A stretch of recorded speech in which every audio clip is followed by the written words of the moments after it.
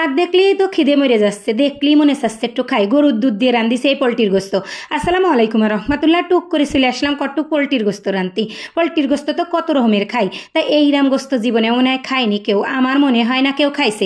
আমি তো এই ফাইলাবেরটা রানলাম, রাইন্দে খাচ্ছি, তা খাইয়ে তোমাদের করছি।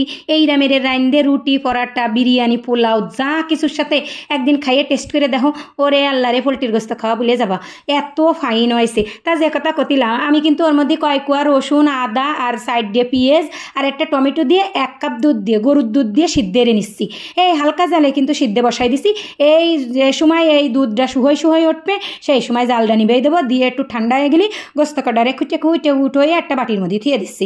কারণ কি এই যে মশলাগুলো, ওই মশলা ওই দুধ সহ ব্লেন্ডারে ব্লেন্ড করবো, না হলে ওই আস্তে আস্তে মশলা দিয়ে কি আরবো, ও তো রান্নার কাজে ব্যবহার হবে, ও তো আর ফেলাই দেবো না যে সিদ্ধ এরিছি তাতে কি আছে ফেলাই দেবো, তা কিন্তু দেবো না। ওরে ওই গোস্ত কটা উঠে আমি এই বাটিতে সরাই থুসছি, থুইয়ে এই টমেটোটারে আস্তে ধীরে ওর গা আর ওই চামড়া চুমড়ি সব ফেলাই দেবো।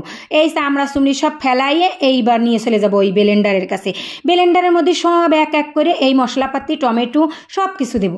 এই যে উঠোয় এই দুধটুকু সহ কাইসাই কুচাই একেবারে কাইকে কুইকে সব কড়াই ধরে উবুড়ে ওই ব্লেন্ডারের মধ্যে ঢেলে দিলাম। দেওয়ার পরে কি করবো কদিন, ওর মধ্যে অল্প একটু জিরে দেবো, ওই যে কাঁচা জিরে আছে না, জিরে দিয়ে ভালো মতন ওরে ব্লেন্ড করে একদম মিহি করে নেব। নিয়ে চলে আসবো কড়ার কাছে এসে ঘপ্পাত করে 1 খাবলা তেল ঢেলে দেবো। গোস্ত রান্তে গেলে একটু তেল মশলা দিতে হয় না, সেই তেল যে সময় গরম হয়ে যাবে 3টে এলাচ আর একটু ডাল আর একটু লবঙ্গ আর একটা ওই তেজপাতা ফোড়ন দেবো। দিয়ে তারপরে একটু নাড়িয়ে ছেড়ে ওর মধ্যে 1 খাবলা পেঁয়াজ কুচনে দেবো। পেঁয়াজটা একটু গাঢ় পানি মরবে, একটু লালচে ভাব হবে, সেই দাম মতন ওরে একটু ভাজে নেবো।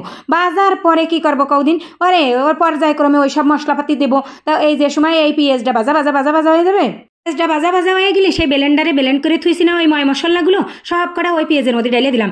আর দিলাম ব্লেন্ডারটা ধুয়ে একটু পানি, এর মধ্যে দিলাম 1 খাবলা নুন, তারপরে দিলাম একটু জালের গুঁড়ো আর একটু হলদি দিয়ে এই মশলাটারে ভালো মতন কষাতে হবে।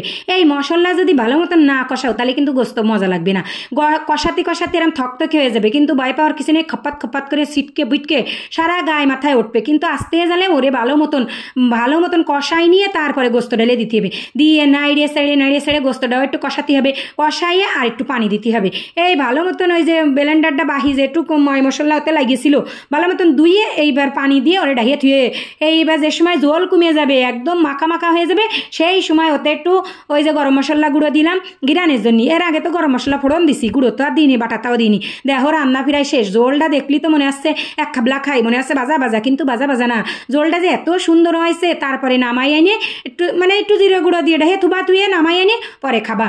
এইরাম পোলট্রির গোস্ত যদি রাইন্দে একদিন খাও তা জীবনে তুমি আর ভুলবা না যে পোলট্রির গোস্ত খাচ্ছাও না কি খাচ্ছ। কারণ এতে তো পোলট্রির কোনো গন্ধ বাতাসই পাবা না, আর এত ফাইন টেস্ট হয়েছে খালি জীবনেও ভুলবা না।